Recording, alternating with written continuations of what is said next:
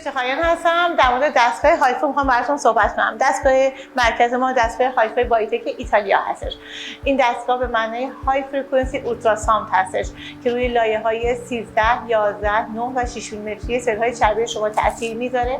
باعث میشه سل‌های چربی شما آپوپتوز بشه و در واقع سل چربی کاملا از بین بره. مزیت این دستگاه این هستش که سنترلس هست و بدون درد هستش. تنها مزیت این دستگاه نسبت به دستگاه‌های روز دنیا اینه که بی‌دردیشه، تاثیرپذیری سریعشه و باعث میشه که مراجع در یک جلسه رضایت کامل رو داشته باشه. همزمان که شما لاغر میشید لیفتینگ هم انجام میشه، یعنی جوانسازی تو اون ناحیه انجام میشه و لیفت تو ناحیه‌ای که دستگاه روی شما زده میشه رو شما خواهید داشت. یعنی لاغری همزمان با لیفتینگ همون ناحیه هستش.